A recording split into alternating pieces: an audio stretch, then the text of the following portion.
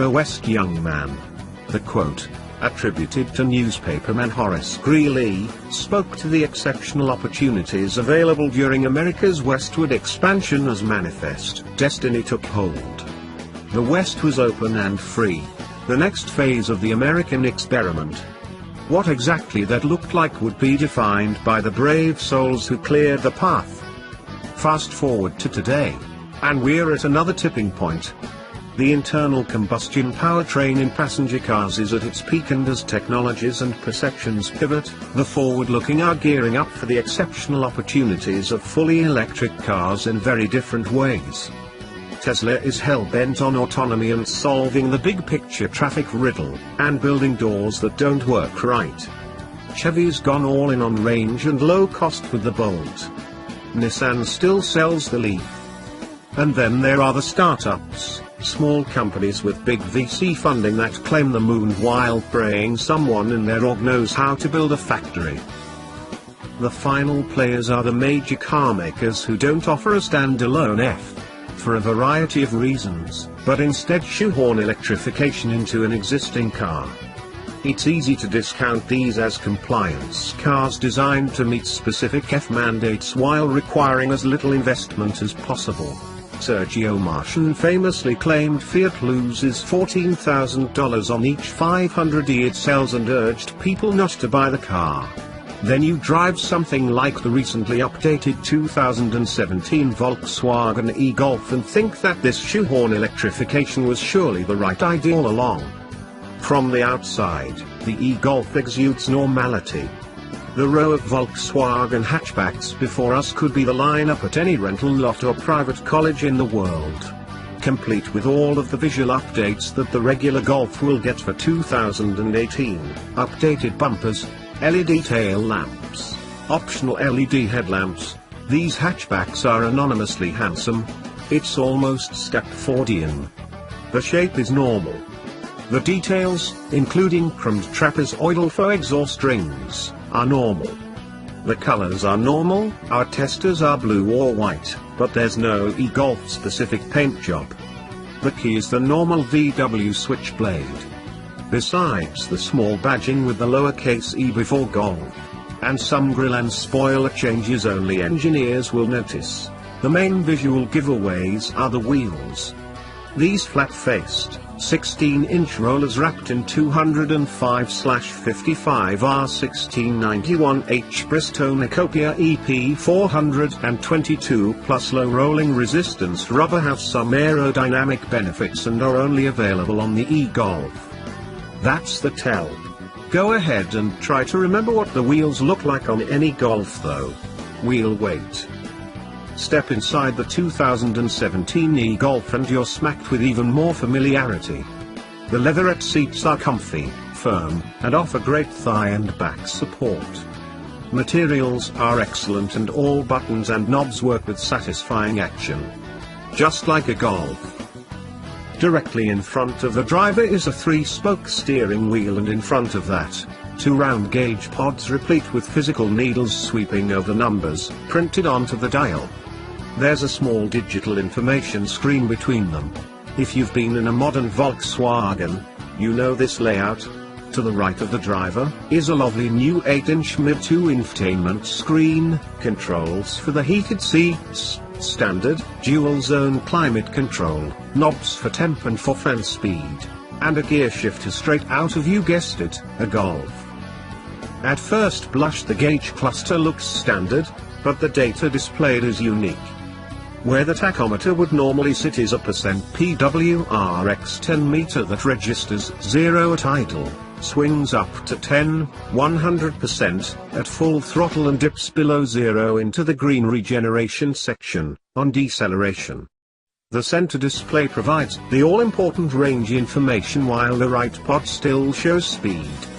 It's an excellent example of upcycling clear, familiar functionality instead of reinventing the wheel. The only other major change to the interior is that the electric Golfs have blue accent pieces. If you opt for the black interior, e-Golfs also come with bright, electric blue stitching around the wheel and the gear shifter. Get this color. It looks cool. Thanks to thoughtful battery packaging, the e-Golf is still a Golf when it comes to space. There's no funky hump between the rear seats or giant box O batteries taking up half the hatch. The seats still fold. You can still fit 3 across in back no prob, and it retains the normal Golf's 22.8 cubic feet of space in the cargo area and 52.7 cubes with the seats down. The e-Golf got a smattering of upgrades for 2017, the most important is the 35.8 kWh battery pack that replaces the 24.2 kWh pack used in last year's e-Golf. The improvement is striking as range jumps from 83 to 125 miles. The 100 kW electric motor has been upgraded, too, and now puts down 134 horsepower to the outgoing car's 115. Torque, too, is up from 199 to 214 pounds-to-foot. Though 125 miles of range is still about 100 fewer than you get with a Chevy Bolt, it's enough to satisfy most people's commute with a few dozen extra miles to pick up takeout on the way home. What was really surprising was the performance. EVs deliver power from lower RPM and in a more linear way than traditional powertrains, which in practice makes them feel quicker. VW claims the new e-Golf scoots to 60 in 9.6 seconds. Our Butt Dyno says this is accurate, though it reports that the power trails off somewhere over 45 miles per hour. The effect is that the all-important 0-45 acceleration feels strong and urban passing isn't a problem. Volkswagen also claims that the 2017 e-Golf has a top speed of 85 miles per hour. We tested the car in Los Angeles and Malibu on a weekday afternoon where we couldn't have hit 85 miles per hour if the law allowed. That said, the Chevy Bolt is, and feels, significantly faster from all speeds, and will spin the tires for a much longer time.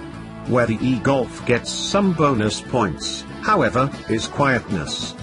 Pin the throttle in a Bolt and as soon as you stop hearing the tire scratch, you're battered with that dreadful F-whine that makes all of these pods sound like supersized RC cars. That noise doesn't really exist in the e-Golf. There's some, you just have to be intentionally listening for it. The Autoblog podcast drowns it out entirely. Apart from the lack of noise, driving the e-Golf is, wait for it, almost exactly like driving a gas-powered Golf. Assuming that Golf had a fat guy hiding somewhere under the carpet. The e-Golf weighs in at 3,455 pounds while a 2017 Golf S with the 1.8-litre 4-cylinder and automatic transmission is 3,023 pounds. The body motions and suspension actions are exactly what you expect, firm, controlled, flat around corners and never bouncy. The e-Golf doesn't exhibit any funkiness with rebound, either, as some other Fs do once that battery weight has overcompressed the springs. Even steep speed bumps hit with the speed required to test the suspension don't disturb the car. This is the signature of suspension engineers who were allowed to do their job. Again, unlike some other Fs, the e-Golf can put the power down. Chalk that up to the XDS cross-differential system that debuted on the GTI. Volkswagen has not announced pricing on the 2017 e-Golf yet. A safe estimate would be something around $30,000 for the base SE trim before the $7,500 federal tax rebate. The next step up, the limited edition, adds standard DC fast charging, which can charge the battery to 80% in under an hour, an auxiliary heat pump, VTEX faux leather seats, and parking sonar. At the top of the e-Golf pile is the limited edition. This model promises an advanced driver assistance package, adaptive cruise, forward collision warning with automatic emergency braking, lane assist, blind spot monitoring and more, and the rad 12.3-inch Volkswagen digital cockpit instead of the dual binnacle instrument panel. VW said that this will be a late availability package. We estimate that this particular style will be just about $30,000 once the tax credit is counted. As is often the case with Fs, be on the lookout for aggressive lease deals if you're in a state: California, Connecticut, Maine, Maryland, Massachusetts, New Jersey, New York, Oregon, Rhode Island, Vermont, and Washington, D.C., where the e-Golf is sold. There are faster, sexier, more technologically advanced Fs out there with more range from automakers that don't have an emissions scandal underpinning all of their decision-making. We're not sure there's an F we'd rather have, though. The Volkswagen Golf is one of the best all-around cars on the planet today, and swapping in an electric motor doesn't change that. Let the young men go west.